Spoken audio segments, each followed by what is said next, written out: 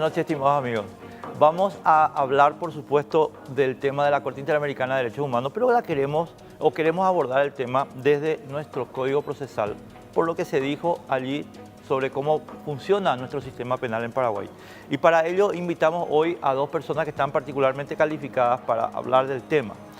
¿Por qué? Porque uno es el doctor Emiliano Rolón, que es juez de apelación en nuestro país, candidato a la Corte, funcionó muchas veces como ministro de la Corte, ahora está pagando las consecuencias de eso, pero es uno de los autores de la reforma penal en nuestro país, o sea que está particularísimamente bien ubicado para opinar. Y el otro es el doctor Guillermo Duarte Cacabello, que también participó protagónicamente en la reforma penal de nuestro país y después en la operación inicial del Ministerio Público sobre el funcionamiento, sobre la inauguración del sistema penal. Así que bienvenidos los dos, muchísimas gracias por estar con nosotros. Profesores, doctores. Buenas noches, Enrique. Muy buenas noches, Enrique. Bueno, ¿pudieron ver un poquito lo que pasó vía televisión en la Corte Interamericana? Les pregunto a los dos, comienza el que quieren. Indudablemente que es un acontecimiento que nos impacta desde el momento en que se instala la oralización de los actos procesales y el mecanismo de debate, la presentación de las partes. Es acontecimiento que resalta y creo que llama la atención a cualquier operador del sistema de justicia. Naturalmente fue gratificante ver el desempeño de cada uno de los actores y en ese marco complacido porque por vez primera tenemos un acontecimiento de esta magnitud y que nos llegue a nuestros propios hogares. La culturización del sistema nos queda como un acontecimiento pendiente, creo que es un desafío en este siglo XXI y me parece bien, excelente fue el desarrollo en sí del debate de ayer. Guillermo.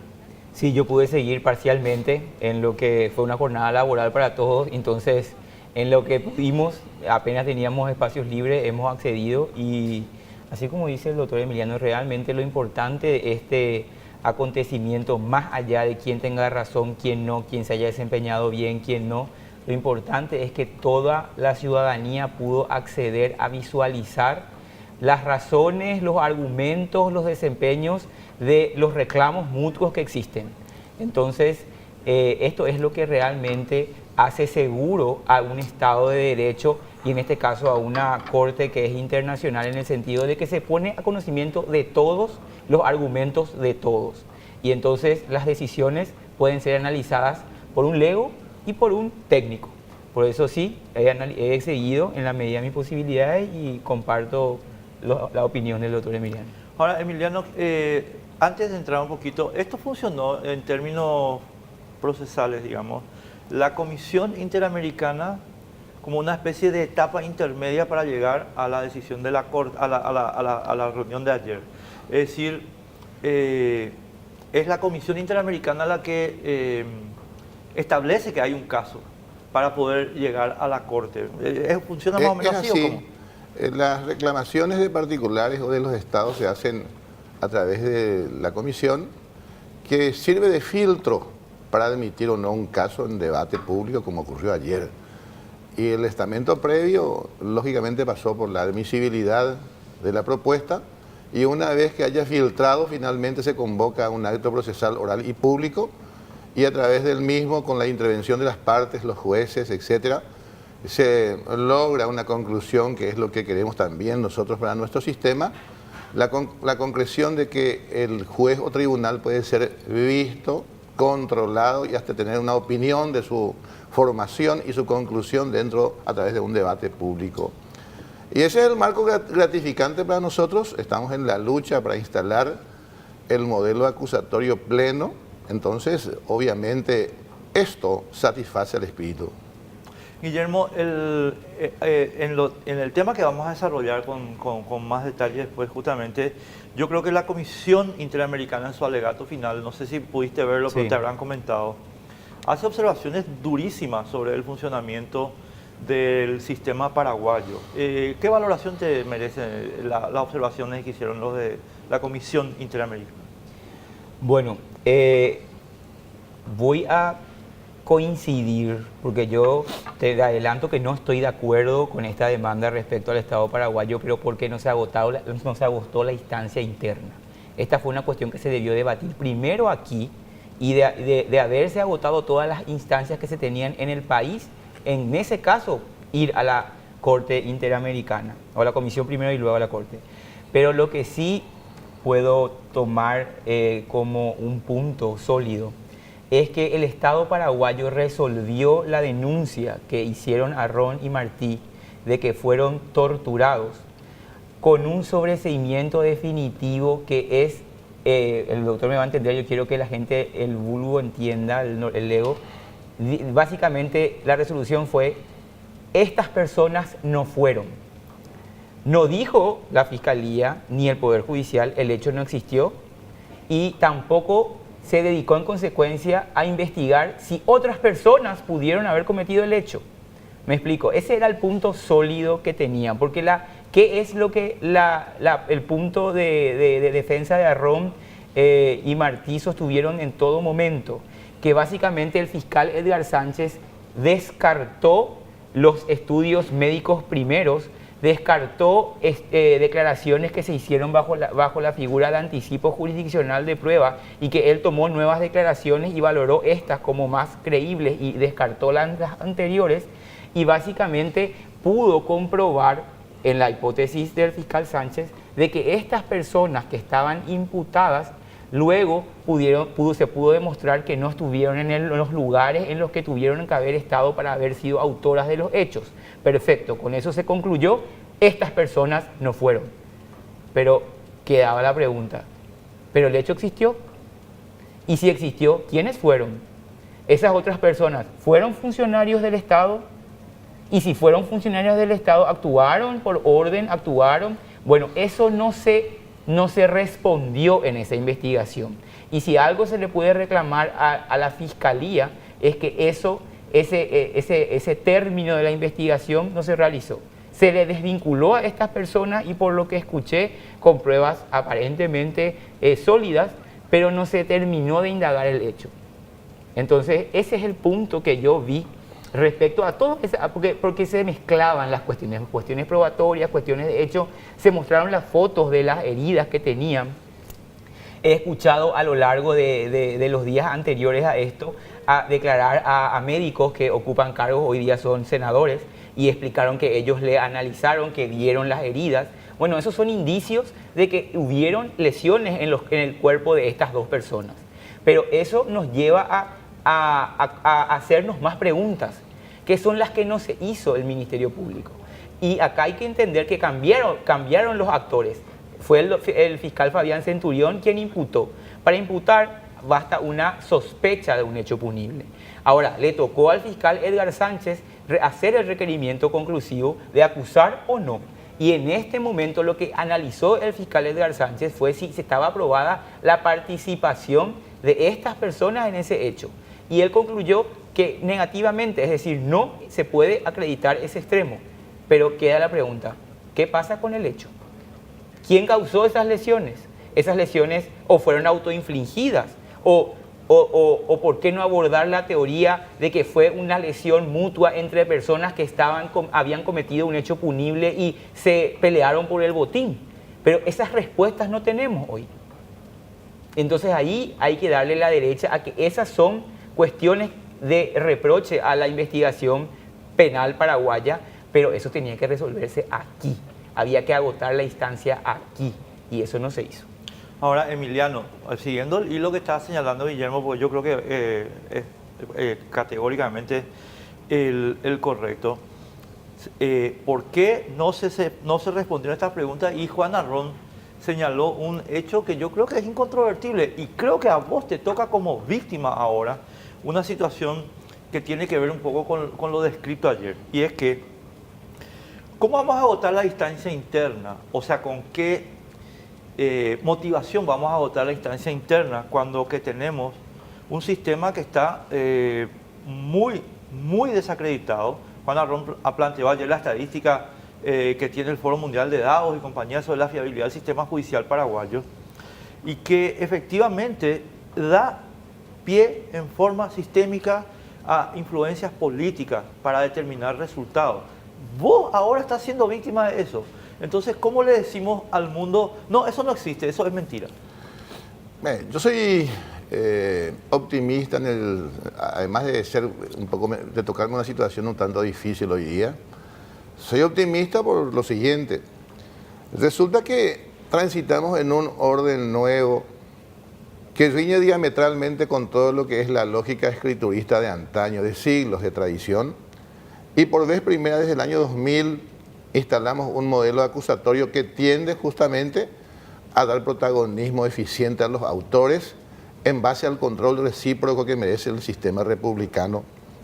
Es así que instalamos un Ministerio Público Nobel con atribuciones nuevas, un órgano jurisdiccional que tiende simplemente a sopesar las evidencias que traen las partes y finalmente el abogado independiente que funge de paladín republicano de este sistema de justicia. Naturalmente es un sistema nuevo, con lógicas absolutamente distintas a todo lo que aprendimos alguna vez en la historia. Entonces es de esperar que a 18 años el Ministerio Público tenga estas deficiencias que se dijo en forma muy clara y me parece que son asumibles. El órgano jurisdiccional también tiene lo suyo, con esta salvedad. Precisa sacudirse de todo lo que es injerencia externa y insistimos autores que hacemos mucho esfuerzo para que eso sea así. Hoy estructuralmente dependemos desde nuestra nominación de un órgano político. El contralor exacerbado que tiene riñe contra la discrecionalidad de un juez. Tenemos el contralor interno, Consejo de Superintendencia, y también el contralor externo, que debería ser al término de una decisión y toda vez que corresponda al jurado. Hoy para cada movimiento interlocutorio, intermedio, cualquiera, tenemos un pedido de oficio, informe. Francamente a mí me preocupa. De 1000 y algo de jueces en la República, tenemos más de 400 enjuiciados. Eso llama la atención. El tema está para crecer, pero no está tan mal para que prácticamente la mitad de alguna forma tenga un juicio a cuesta en el jurado de enjuiciamiento de magistrado. En la medida que le restemos credibilidad, discrecionalidad al magistrado, pues entonces lo tenemos maniatado. Creemos un juez como Moro o como Garzón, pero no le damos la independencia de decisión. Ayer vimos con alegría la posta que tomó el juez chileno, que prácticamente de alguna forma para clarificar el concepto estableció una especie de márgenes mucho más clarificantes que nuestro propio procurador. Entonces, eso nos da la pauta de que en la medida que tengamos jueces con esa libertad de acción, probablemente estemos por buen camino. Y el abogado también tiene un compromiso pendiente hoy día. Si la República le asigna el rol de contralor de las garantías constitucionales, pues esa es su misión. Hoy tenemos, con franqueza te digo, Enrique, algunos temas urticantes. Por ejemplo, se modificó el artículo 245. No escuché ninguna queja de ningún gremio de abogados del país para que eso se revea. Se modificó la duración máxima del proceso. Artículo 136, que de 3 años pasó a 4. Pero ahí no está la gravedad. De días calendarios, de años, 3 años, se convirtió en 5 o en 6, en días procesales. Tampoco escuché. Entonces es difícil cargar la tinta simplemente en una parte de la ecuación. 3 actores necesarios, Fiscalía, Poder Judicial y abogados independientes que trabajen en lo penal, tenemos que hacernos fuertes y hacer que esto funcione para que el sistema de justicia tenga la proyección que queremos todos. Contestame una preguntita, Emiliano. Así, una persona común y corriente, Juan Pérez, que anda por la calle, ¿tiene motivación para terminar las instancias en Paraguay en un caso en que se encuentre particularmente perseguido? Es terrible, es difícil, es difícil. No estoy en condiciones de afirmar negativamente en los 3 actores, pero es difícil. Esto es un compromiso nuevo, Enrique, 19 años de vigencia. Estamos gateando los primeros pasos en un esquema y es importante que cada actor asuma el protagonismo. Si hacemos mea culpa, el Ministerio Público tiene grandes defecciones en investigación criminal. acaba de decirlo acá el compañero Duarte, el qué pasó, quién lo hizo, cómo, cuándo, dónde, por qué. Es una incógnita. Son defecciones en la investigación. Son el ABC del movimiento. Si a eso agregamos que muy pocos abogados penalistas especializados tenemos trabajando en la profesión, generalmente son la gente que se reciclaron del Poder Judicial o del Ministerio Público, entonces la situación se vuelve grosa. Y en ese mare magnum de deficiencias también nos desenvolvemos los jueces. Tenemos grandes problemas estructurales y hasta de corporativismo. Imagínense, los fiscales y los jueces se formaron con nosotros en la reforma. Gentes que entramos en planes pilotos.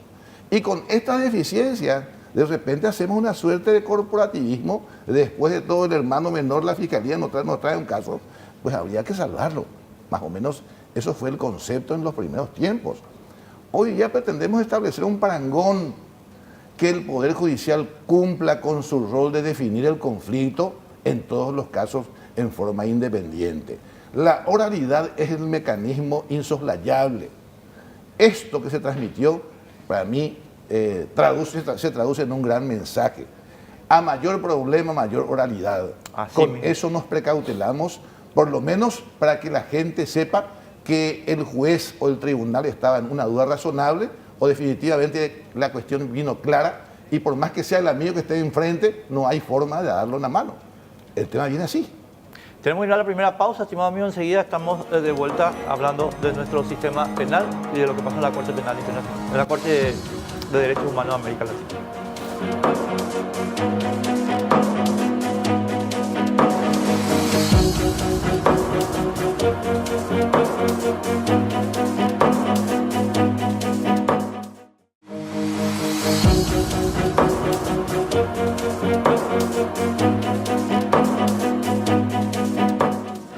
Bueno, ahora sí entramos en materia, estimados amigos, para hablar de algunos detalles de una declaración sorprendente el día jueves en el juicio de la Corte Interamericana de Derechos Humanos. Una declaración, Guillermo y Emiliano, de Óscar Germán Latorre. Yo sé que vos le querés mucho porque trabajaste con él y eso, Guille, así que no es nada personal, pero yo creo que estuvo bien Latorre, pero lo que quiero señalar es lo siguiente. Uno de los jueces le pregunta sobre la resolución de la jueza Griselda Caballero que sobresee a Gamarra y Sembori y Casal. Porque le lee la resolución y la resolución comienza diciendo más o menos lo siguiente. Estoy hablando de memoria, así que les pido disculpas. Dice Griselda Caballero, a pesar de mi convicción personal, me allano a la propuesta del Ministerio Público. Y entonces le pregunta el juez, creo que es el chileno, pero no me acuerdo, sinceramente les pido disculpas. El juez le pregunta, ¿cómo es esto que la jueza de garantía se allana a la disposición del Ministerio Público? Y entonces Latorre le dice, y por eso anoté esto, es uno de los elementos centrales de lo que quiero hablar con ustedes. No, pero eso está obligada la jueza por el artículo 358 del Código Procesal Penal, que dice que efectivamente cuando hay una duda se tiene que recurrir al fiscal general y después cuando viene, y tengo acá el material, si ustedes quiero leerles para saber perfectamente de qué estamos hablando. Dice lo siguiente: cuando el Ministerio Público no haya acusado y el juez considere admisible la apertura a juicio, ordenará que se remitan las actuaciones al fiscal general del Estado para que acuse o ratifique el pronunciamiento del fiscal inferior. En este último caso, el juez resolverá conforme a pedido del Ministerio Público. En ningún caso el juez podrá decretar el auto de apertura a juicio si no existe acusación fiscal. Entonces, yo me quedo sorprendido acerca de la manera en que tradicionalmente se ha interpretado este artículo 358. Te termino ya las preguntas, les pido disculpas, pero quiero precisar bien los términos. Porque yo al leer este artículo entiendo que lo que está fuera de la discreción del juez no es obrar en contra de su conciencia, sino abrir un juicio sin dictamen fiscal y más nada. ¿O estoy yo equivocado y no sé? Tiene la palabra, señor. Bueno, en realidad, Enrique, hay que entender, esta es una cuestión del monopolio de la acción penal. El titular de la acción penal pública, de los hechos punibles de acción penal pública, es el Ministerio Público. Es decir, el Ministerio Público constitucionalmente es el órgano que tiene la disposición de la acción en el impulso respecto a los hechos punibles. Si el Ministerio Público dice acá no existió un hecho punible, el Poder Judicial no le puede decir sí existió un hecho punible. ¿Y qué pasó allí? Te explico.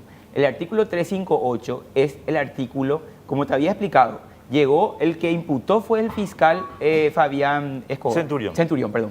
Llega a al momento en que se tenían que acusar o no, y le tocaba a Edgar Sánchez.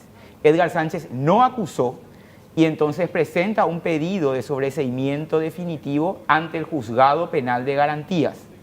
La jueza penal de garantías convocó, de conformidad a un artículo que es anterior, que es el 352 y el 353, a una audiencia preliminar, que es la audiencia donde se decide si el requerimiento del Ministerio Público corresponde o no, que puede ser acusación y en consecuencia se eleva la causa a un juicio oral y público y pasa a un tribunal de sentencias.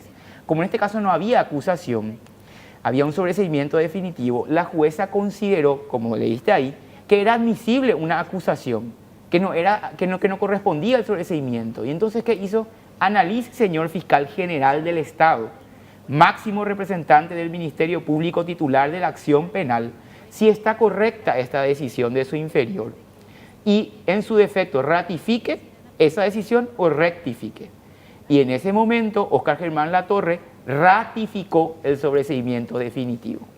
Y en consecuencia a la jueza penal de garantías no le quedaba más chance, porque no tiene el poder al que ella representa, la potestad de decidir sobre la existencia o sobre la acción penal, más que analizar y aceptar la posición del fiscal general del Estado. Entonces, si el fiscal general del Estado dice, acá corresponde un sobreseimiento definitivo, ya no se puede controvertir. Hay justamente una tesis doctoral ahora de maestría de un alumno del Centro de Ciencias Penales que analiza justamente sobre la posibilidad de apelar o no esta decisión, que cuando hay un dictamen de Fiscalía General, el juzgado resuelve en consecuencia y hay gente que apela, lo cual es inapelable porque no se puede modificar. ¿Coincidís conmigo, doctor? Yo agregaría lo siguiente: hay que entender la faz ideológica de los esquemas aquí. En la lógica del principio de autoridad propio de constituciones nacionales históricas y propio del sistema penal de 1892, había una figura central, el juez comandante del proceso. Una foja del expediente, una providencia simple, no se movía sin su intervención. ¿Qué hizo la Constitución del 92? Fragmentó el ejercicio del poder. La decisión simplemente jurisdiccional, decir el derecho a definir el conflicto, quedó a cargo del juez. La decisión de impulsar la acción se escinde de la potestad judicial y se le va al Ministerio Público. Él es el único responsable de decir esta acción funciona o no, que es el caso que se plantea en autos. Y en esa circunstancia particular, la Fiscalía como institución, bien o mal, asumiendo la cuota parte de poder que le corresponde, dice, aquí no ejercemos la acción. Y al no ejercer, que es lo mismo que pedir un sobreseimiento definitivo, el juez no tiene por qué inmiscuirse en esa potestad fragmentaria del fiscal. Estamos en una misión de control en una etapa intermedia. En esos casos, la ley le ordena que no tiene opción y por lo tanto debe estar a lo que la Fiscalía como institución dice con respecto a la acción. Y eso es lo que ocurrió conforme a este relato. Ahora yo quiero controvertir. Y ahí es donde está mal, porque el fiscal general debió resolver, Edgar Sánchez y el fiscal general que tenía la potestad, debió ratificar ese sobreseimiento definitivo conforme a la investigación y ordenar la apertura de una nueva causa, porque el sobreseimiento definitivo no fue porque el hecho no existió, sino porque esas personas no participaron en el hecho. Entonces, ¿y qué pasa con el hecho? Que se sigue investigando. Se debió desdoblar y abrir un nuevo proceso y que un nuevo fiscal siga investigando el hecho. para ver si se encuentra la persona. Ahí voy yo, Guillermo, a plantear una controversia que honestamente creo que deriva del sentido común, ¿verdad? Yo soy Juan de los Palotes de la calle, ¿eh? O sea, por tanto puedo estar totalmente equivocado, pero veo películas. Entonces digo lo siguiente, señores, a ver, juez penal de garantía. Sí. O sea, juez penal de garantía. Tengo que garantizar que la cosa se esté haciendo de acuerdo al derecho, al sentido común, a la decencia, etcétera, ¿verdad? Bueno, Ahí ya metiste más cosas. Recuerdo al derecho. De acuerdo al El juez derecho. no se puede apartar de las reglas. estamos de acuerdo. O sea, comparto totalmente, es medallano. Ahora, a lo que voy, Guillermo, es que, espera un momento, la jueza que tiene que garantizar que la cosa esté funcionando bien, observa y escribe que la cosa no está bien. Que en la convicción que la sucesión de hechos relatados en el expediente está planteada, le llevan a ella a la idea de que aquí hay algo que no está bien. Entonces ella le dice al fiscal, señor, yo no estoy de acuerdo con usted. Se va al Ministerio, a la Fiscalía General. Pero cuando el fiscal general ratifica eso, la convicción de la jueza sigue siendo la que garantiza el derecho del procesado. Entonces, ¿cómo puede ser que la jueza, que es, a mi modo de ver, Emiliano, corregime, superior jerárquicamente con respecto al fiscal? No existe jerarquía. ¿No? No. Bueno, me callo. La jueza que tiene que garantizar el derecho de ese tipo, se tenga que quedar atada de pies y manos y diga, yo creo que por lo menos podría decir, señor, no, me abre otra causa. A ver, vamos a tratar de cambiar un poco el orden de las cosas. La primera etapa, técnicamente la preparatoria, es una etapa del fiscal para que justamente exprese aquellas incógnitas que hacen al proceso que se inició como simplemente grado de sospecha. El quién lo hizo, cómo, cuándo, dónde, por qué, son las alternativas básicas de esa etapa preparatoria. Al concluir esa etapa, dejó de ser del fiscal. Ese caso que traemos en dinámica entra necesariamente a las reglas del control judicial etapa intermedia. El juez, por vez primera, tiene un caso penalmente relevante o no lo tiene conforme lo diga el fiscal. En este caso no lo tuvo porque la fiscalía no acusó. Técnicamente hablando, lo único que le correspondía al juez en función jurisdiccional era decidir si ejercer o no la controversia con el fiscal general del Estado. Lo ejerció en la audiencia, no hubo discusión en lo mismo, y finalmente la Fiscalía, en unidad de representación, dice, señores, yo no tengo acción en este caso.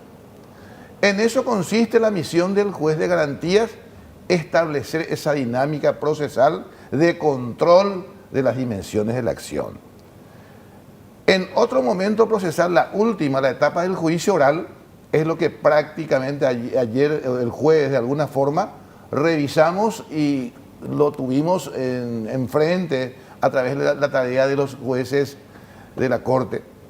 Y en ese orden, el debate público, eso sí, ejerce un contralor amplio de las dimensiones de la acción y se sale solamente con una absolución o una condena. Simplemente el rechazo o la no asunción de una acusación por parte del Ministerio Público en la etapa intermedia no le autoriza al juez llevar a la última etapa del juicio. Nosotros en la Comisión de Reforma, creo que allá por el año 2007 más o menos, en la propuesta de reforma legislativa procesal, recomendamos que en esos casos, si es que hay una querella adhesiva vigente y si asume las consecuencias de un acto procesal oral y público, lo mismo lleváramos a contra del dictamen fiscal. Esa es una cuestión de política criminal que deberíamos definir como país, pero legislativamente hablando, hoy como está estructurado, no se puede pasar de la etapa intermedia ante la inexistencia de una acusación fiscal. Ese es el tema central. Pero yo te quiero completar la idea. El problema que vos señalás es por qué si la jueza no está de acuerdo tiene que resolver conforme le plantea el Ministerio Público. El punto es que el derecho penal, dentro de la gran de la gran bifurcación que existen de derechos en la República, que tenemos el derecho privado y el derecho del público, pertenece al sector del derecho público. Y en el derecho público, lo que no está expresamente permitido está prohibido al funcionario. Y a la jueza no le estaba permitido pasar esto a juicio oral y público sin acusación fiscal. Entonces la jueza dijo, no estoy de acuerdo, pero no me está permitido hacer otra cosa más que lo que usted me pide. Te contesto. O sea, es una cuestión de permisos legales y de facultades legales. Me contestás, pero a la vuelta de la pausa quiero replantear el tema porque no me cierra. Enseguida estamos de vuelta, enseguida.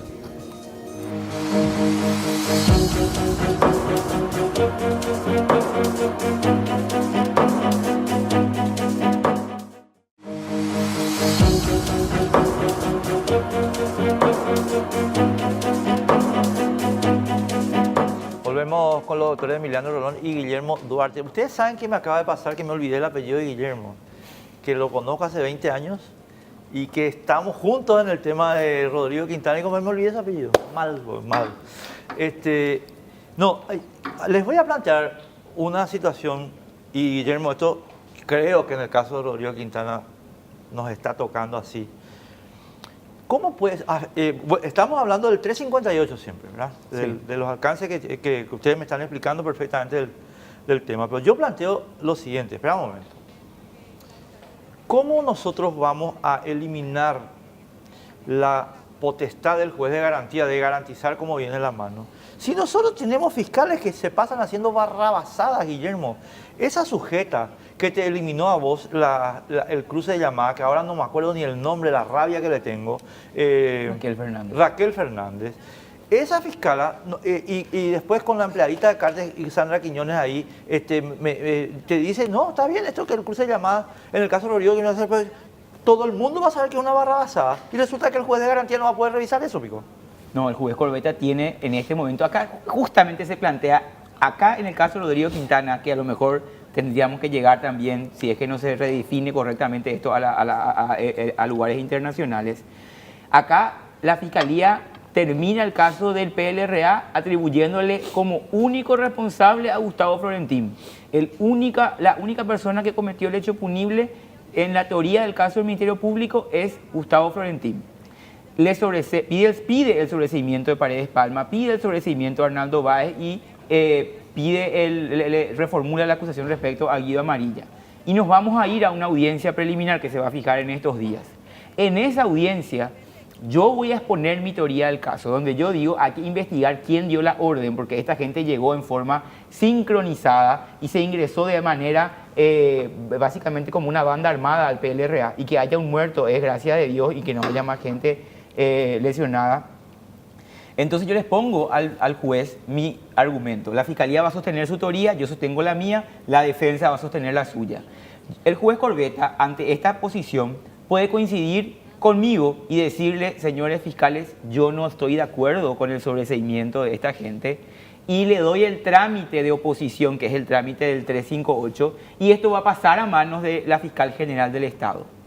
Y es ahí donde la Fiscalía General va a tener que decir, ¿está bien lo que hicieron los fiscales inferiores o está mal? Y entonces, si la Fiscal General del Estado dice, está bien, al juez Corbetta no le va a quedar otra opción que elevar la causa a juicio oral y público solamente respecto a Gustavo Florentín y sobreseer al resto. Y nosotros sabemos, Guillermo, que eso es una barrabasada. Entonces yo lo que digo es, ¿cómo puede ser que el juez Corbetta, o en este caso Griselda Caballero, en el caso de Ron Martí, no haya podido decir, no señor, usted está recontra equivocado? No le damos margen. No tiene facultad. No le damos margen. No le damos. Pero, Emiliano, entonces, a ver, esto hay que cambiarlo urgentemente. Antes te expliqué que en los esquemas de reforma que terminó en el 2007, justamente con la colaboración del doctor Shone y otra gente más, trabajamos en una comisión nacional por prácticamente unos años, recomendamos nosotros que en esos casos, si hay querella adhesiva en el proceso, con la responsabilidad personal de la querella adhesiva, se eleve la causa a juicio oral para un debate amplio. Desafortunadamente, esa parte de la reforma procesal penal no llegó a ser estudiado por el Congreso. Y en fin, ¿Y dónde está eso ahora? Y quedó en el olvido, ya quedó en el olvido. Esto quedó simplemente conforme a los esquemas porque este esquema nacional obedece a los esquemas de reforma del sistema penal iberoamericano, no solamente en el Paraguay, sino todos aquellos que asumimos igual temperamento. Y tiene que ver con la fragmentación del poder, nos guste o no nos guste, hablando con claridad, la acción que la ejerce el Ministerio Público se despidió y nos dice que nos va a sostener. Y en ese caso el juez no tiene opción, claro, porque no puede inmiscuirse la jurisdicción en la acción. Yo entiendo, Emiliano, y entiendo que todo el sistema que ustedes están pergeñando es un sistema de equilibrio bastante delicado que no se pueden tocar así nomás, Guillermo. Claro, el problema son las personas, no el sistema. Ahora, nosotros no podemos sustraer eso de una realidad que está operando en el Paraguay. Con el caso de Rodrigo Quintana, pero también con el caso de Ron Martí. Y es que, espera un momento, acá, y pongo el caso de Rodrigo como referencia, Guillermo, pero para hablar también del otro, había un interés político, en este caso de Rodrigo Quintana hay un interés político de encubrir la responsabilidad del presidente de la República. Y nosotros sabemos que la señora Sandra Quiñones, fiscal general del Estado, es una empleada del señor Cartes. En consecuencia, yo no tengo ninguna razón para fiarme de lo que esa señora diga en la tarea de encubrir al señor Cartes. La misma cosa en el caso de Ron Martí, porque había una operación para dejar sin responsabilidad al ministro Fanego y eventualmente al presidente de la República, Luis Ángel González Macchi. En consecuencia, la Fiscalía viene torcida, no para defender el interés del pueblo, y no puede ser que el juez no pueda corregir el espantoso marco que plantea la Fiscalía. En este caso, acá yo te quiero marcar la diferencia. Acá ocurre esto históricamente y es realmente interesante porque en el caso de Ronnie Martí no existía, desde mi punto de vista, un desequilibrio político previo a que ocurran estos acontecimientos. Había un secuestro, pero era un secuestro que no tenía que ver con la estabilidad política del país. A la muerte de Rodrigo le precedió la quema del Congreso, y a la quema del Congreso una modificación de la Constitución Nacional con senadores que lo hicieron en una sala particular privada. O sea, este caso va a llegar de fino a la Corte Interamericana de Derechos Humanos porque sí es una cuestión política y sí se desarrollaron estos acontecimientos en el marco del interés político del gobierno de turno de perpetuarse en el poder vía la modificación de la Constitución Nacional. Entonces aquí y esto es un llamado de atención para los fiscales, para los jueces y la Fiscalía General. Ojo, señores, nosotros no vamos a parar. Si ustedes no hacen bien los deberes y están a tiempo, nosotros no decimos que vamos a poder probar quién dio la orden, pero decimos hay que investigar. Lo mismo que a Ronnie Martí. Yo no digo, no sabemos si es que alguien le torturó, él se autoflageló, entre ellos se pegaron, pero nadie investigó qué pasó. Lo que no se admite es la falta de respuesta del Estado. Lo que no se admite es la inacción del Estado ante un hecho que aparentemente en el caso de Ronnie Martí existió, que son esos golpes que todos vimos. Y la muerte de Rodrigo es algo que es insoslayable. Y el atropello al PLRA es algo que no se puede evitar. Nunca ocurrió en tiempo ni de la dictadura. Ni de la dictadura. Entonces, ese tipo de cuestiones no se pueden permitir que se queden sin las respuestas que todos merecen. Perdón, no quiero que crean que no estoy entendiendo. Yo sé que soy plomo, pero yo voy a hacer un último redondeo nomás sobre esto, Emiliano. No puede ser que sobre esa construcción, Guillermo, que es clarísima, pero que es clarísima, yo creo que el país entero puede ver, y que es la misma o parecida a la que sucedió con Ron Martí, no puede ser que una jueza como Griselda Caballero diga, chico, lo que me estás trayendo, Nigo, es un disparate. Y que no pueda el juez de garantía decir, no, yo tengo que garantizar el derecho a este sujeto. No se puede. Nuestro sistema está construido Cambiame así. eso, Emiliano. Categóricamente, por el sistema de fragmentación del poder y por el mecanismo de control del proceso que debe hacerse en la etapa intermedia, el juez está atado de pies y manos. Debemos convenir que es así. Acabo de decir que en tiempos anteriores tuvimos una propuesta legislativa que no prosperó. ¿No puede revivir eso? Te pregunto. Se puede, ¿cómo que no? La comisión... A no ser que ustedes me digan, no, chico, vos estás diciendo un disparate. O sea, el juez siempre está atado por la ley. Probablemente en los márgenes en donde los principios rectores establezcan atribuciones que se puedan arreglar, porque el proceso penal de hoy está francamente muy afectado por el régimen de los principios rectores. Y las veces que no hay ya una norma categórica, pues nos atenemos a esos principios rectores. Por ejemplo, no existe ninguna norma que nos dice cuándo se inicia el proceso. Tampoco existe ninguna norma específica que nos diga cuándo termina el proceso, cuándo termina la etapa intermedia, cuándo comienza la etapa intermedia, cuándo termina. No existen. Simplemente marcos rectores genéricos dentro de los cuales tenemos que ir perfilando un esquema dinámico. Pero las veces que haya una norma específica que te impide, pues entonces el juez está atado. En aquellos márgenes en donde los principios rectores permiten ir definiendo conceptos, etapa intermedia de control, por ejemplo, se desenvuelve en marco de las mismas lógicas de un acto procesal oral y público, pues el juez es el director del proceso, dirige las audiencias, genera las controversias y finalmente dilucida. Aún contra la pretensión del Ministerio Público, por ejemplo, decreta un sobreseimiento definitivo cuando a todas luces del proceso surge esa evidencia con claridad en la etapa intermedia. Es su facultad que no podemos negar. Pero en este caso existe una norma que le impide de control que dice: una vez que hayas ejercido la oposición con el rector, que es el fiscal general del Estado, y este te dice que no tiene la acción por lo que fuere, olvídate del asunto.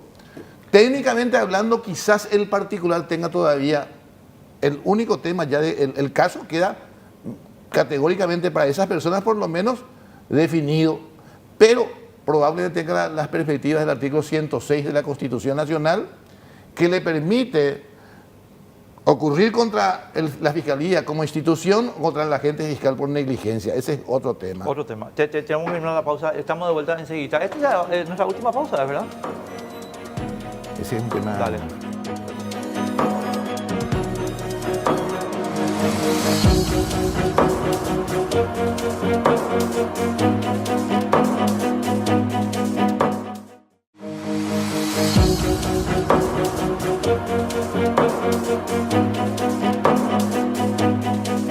Último bloque, se nos queda corto el programa de hoy, cortísimo.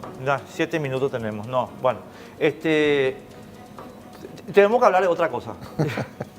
Primero, artículo 245. Esta es una modificación que se hizo a posteriori de la reforma y se volvió a una especie de híbrido inquisitorial. Entonces, no hay presunción de inocencia, hay presunción de culpa. Sí. Si vos tenés un cargo, te acusan por algo que tiene más de 5 años de pena, tenés presunción de culpa y tenés que estar preso. Es una monstruosidad, señores. ¿Qué opinan ustedes? Categóricamente. Desafortunadamente, todas las reformas que se hicieron al sistema penal fueron asistémicas. Empezando... Fueron involucionistas. Claro que sí. Empezando con el régimen de la acción privada, que vino a eliminar el sistema de la acción pública perseguible a instancia. Es un tema central que nos va a llevar horas y simplemente cito. El segundo tema es la modificación del 245, que la única intención de esa norma fue minar la discrecionalidad judicial. Es decir, lo tenemos controlado y acogotados al juez, no le damos margen. Sí, pero tenemos 9.000 presos sin Claro, condena. agregamos esto.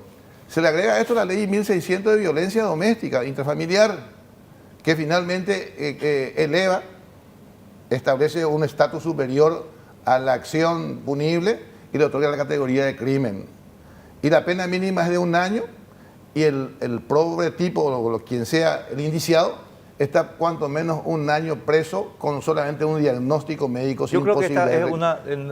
Es una involución. El problema es que se legisla de acuerdo al populismo. Se cambia el código que se hizo en base en un ámbito científico, en el marco de un sistema de normas, y de repente, ¿qué pasó con el tema del secuestro? Por ejemplo, se aumentó la pena del secuestro casi la pena al monto del homicidio, porque se empezó había una ola con la teoría de que aumentando la pena se va a prevenir el delito. Falso. Falsísimo. ¿Y cómo vas a aumentar la pena al punto que vale lo mismo matar que secuestrar? Entonces le tenés secuestrado y te vale lo mismo matarle que secuestrarle, le matás, si vas a ligar lo mismo. En el 245 lo que se hizo fue violar la forma de aplicar la ley, porque la prisión preventiva es excepcional, o era por lo menos la excepción en nuestro sistema de medidas cautelares. En la Constitución Y también. en la Constitución Y también. artículo 17, claro. Y primero hay que aplicar el artículo 242. Cuando vos querés meterle en prisión preventiva a alguien, primero se analiza el 242, que es el artículo que regula la prisión preventiva.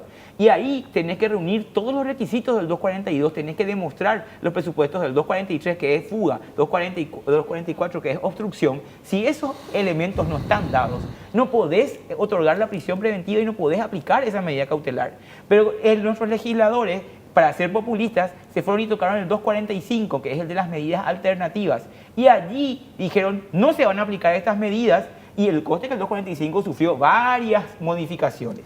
Primero, cuando eran crímenes que lleven aparejada vulneración de la vida o la integridad física. Violencia en general. Sí, y después le quitaron esa parte.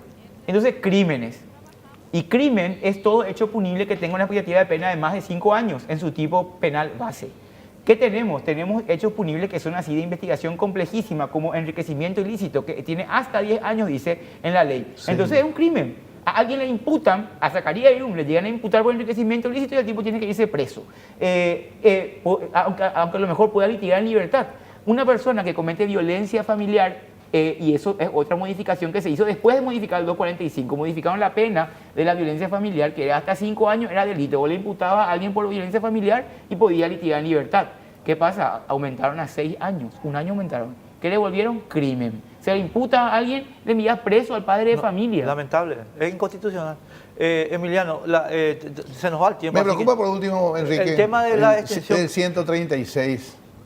Para mí es una preocupación grosa, porque sencillamente de 3 años calendarios fijos establecidos en la ley, días civiles, vamos a decir, lo convertimos en días procesales. La ley Camacho aumentó a 4, otra ley también generó a 4, pero descontándole todos los problemas y las incidencias que ocurren en el proceso. Tiempos Y muertos.